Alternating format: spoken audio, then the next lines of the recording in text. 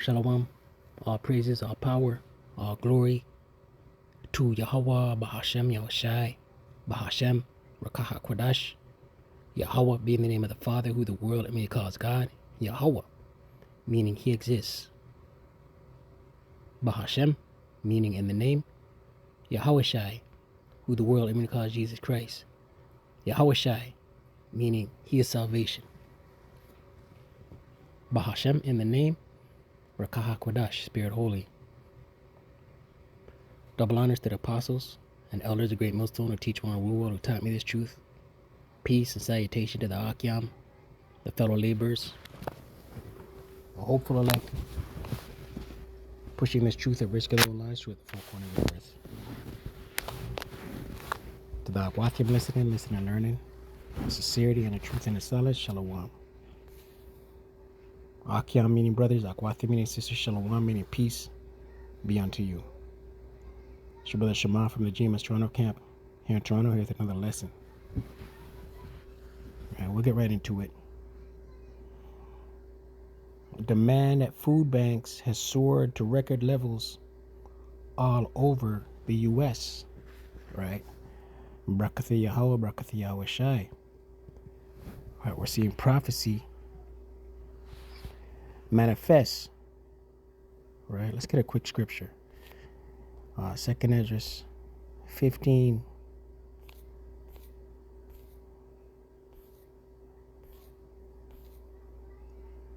Second Ezra 15.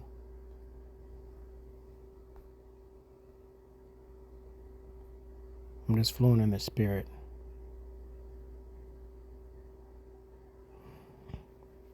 Second Ezra 15, verse 11.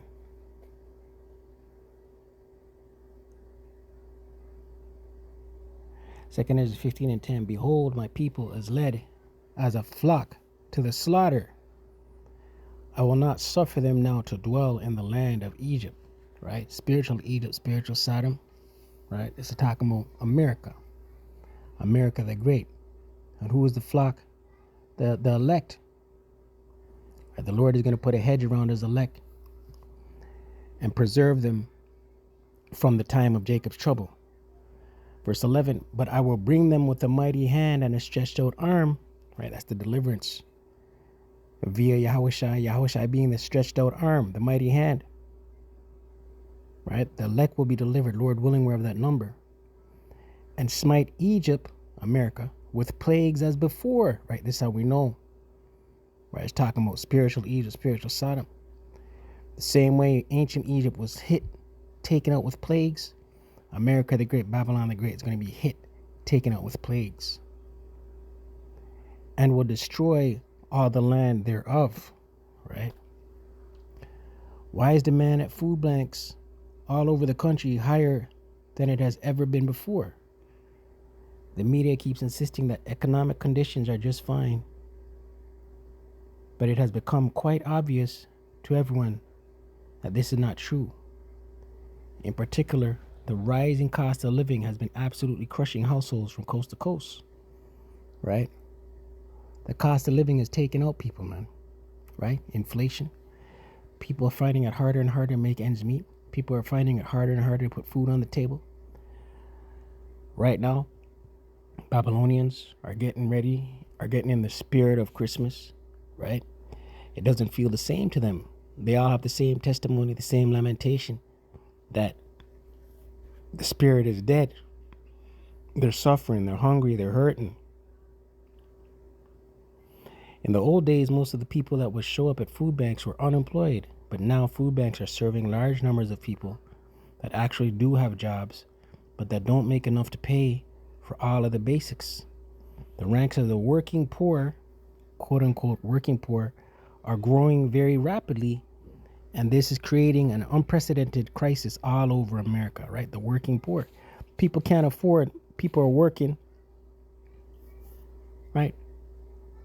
And they can't afford to eat. There's no money left, right? He that earneth wages to put in the bag with holes in it, roughly paraphrasing. Right? As they get their money, it's eaten up with bills. Let me share some specific examples that will prove that I am not. In Pennsylvania, the Greater Pittsburgh Community Food Bank saw its highest need on record this past year. A new report shows the Greater Pittsburgh Community Food Bank saw its highest need on record this past year. It comes as we mark Hunger Action Month across the country. Toy Payne of Pittsburgh's Allentown neighborhood gets emotional thinking about how the Greater Pittsburgh Community Food Bank in Duquesne and other local pantries have been lifesavers for her for the past 30 years. We need these places, Payne said. Without the food banks, I think a lot of people would be struggling even more, and it helps like the elderly and people like me that's on disability, right? And listen, food banks once upon a time were frequented by those on disability, elderly, mental health situations, the homeless, right? Now you got Billy and Sandy, mom and pop, typical quote unquote middle class Americans lining up. It says here, we are also seeing record demand in Montana. North Valley Food Bank in Whitefish served 613 families a Thanksgiving meal, a record high. They anticipate more than 1,000 food bank customers for their Christmas holiday distribution on December 18th to 19th. Year round here, we're feeding over 1,000 of our neighbors every week, and the need goes up during the holiday season, said North Valley Food Bank Director of Development Mandy Girth, right? It says here, 1,000 food bank customers for their Christmas holiday, and we're feeding over 1,000 of our neighbors every week, right? Over 1,000 people a week being fed, right? Let's get a scripture. Let's get a measure of wheat, right? Inflation, right? People can't make ends meet, man, right? And it's going to continue to get worse. It's going to continue to get worse. Revelation 6.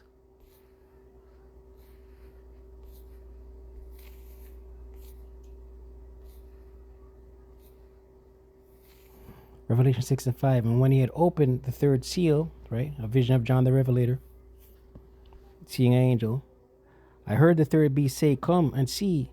And I beheld, and lo, a black horse, and he that sat on him had a pair of balances in his hand. Right, and balances, the pair of balances of judgment. Right, the black horse going into bad times, right, famines, okay. And I heard a voice in the midst of the four beasts say, a measure of wheat for a penny, right? A measure of wheat, right? Today that would be a portion of wheat, a pound of wheat, whatever modern day measurement, right? A measure of wheat for a penny. In the ancient world, a penny was the Roman equivalent of a day's wages for a Roman soldier. Right? Today, a day's wages. So what's that saying here? What's the scripture saying right here? It's going to cost a day's wages.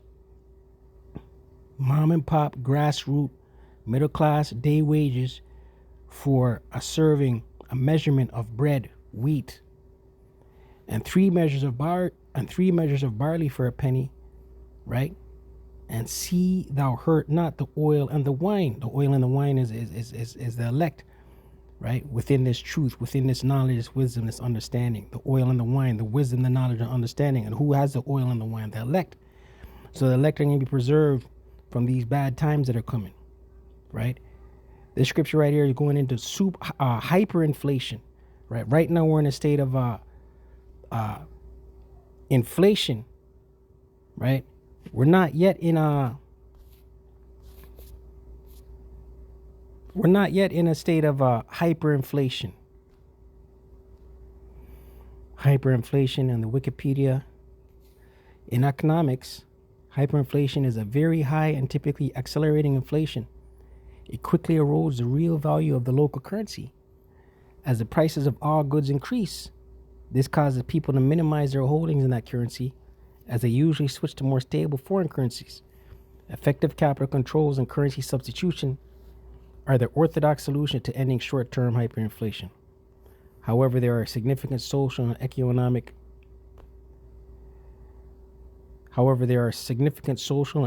costs to these policies, right? Hyperinflation shows an example here. 100 quintillion pengo, the largest denomination bill ever issued. Hungary, 1946. 1 sextillion pengo notes were printed but never used, right? Listen, the dollar is done, right? But people can't afford to eat no more, man.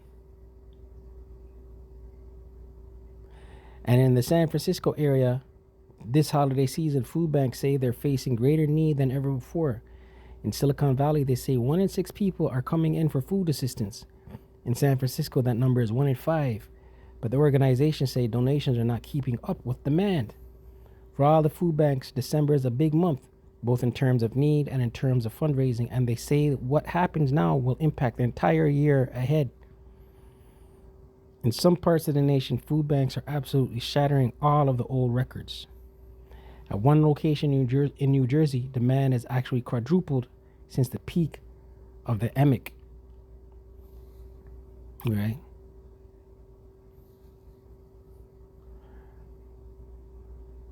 In St. Louis, some people actually had to wait in line for 8 hours just to receive a free Thanksgiving meal.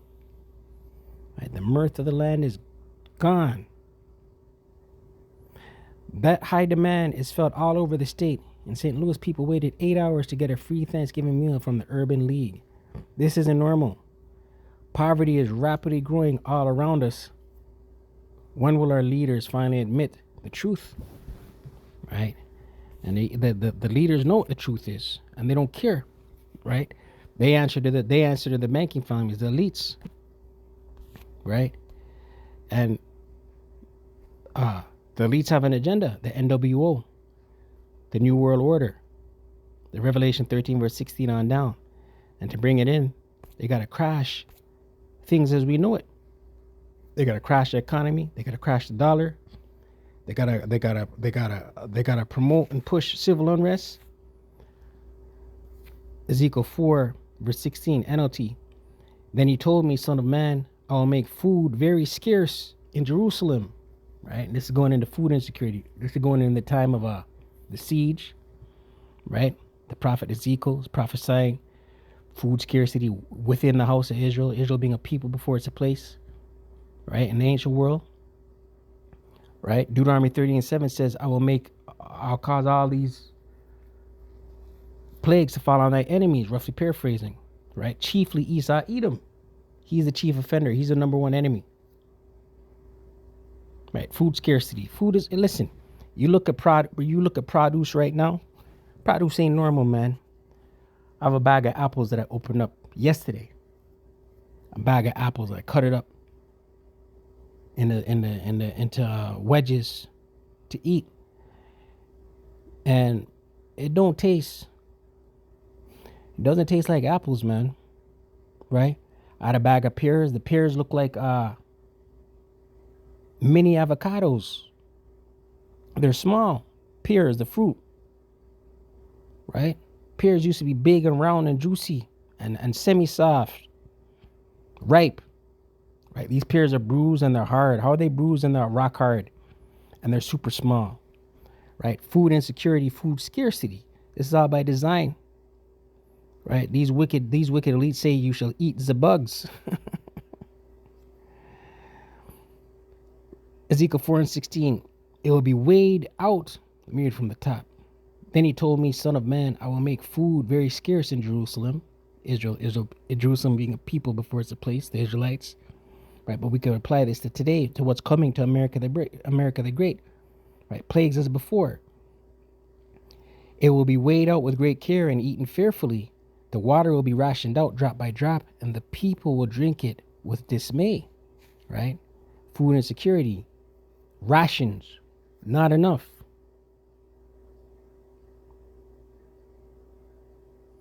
right? People waiting 8 hours for a turkey because the demand is high,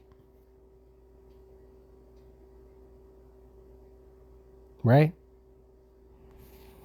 Verse 17, lacking food and water, people will look at one another in terror, right? All hell gonna break loose when food shortages, food scarcity hits America the Great, Babylon the Great.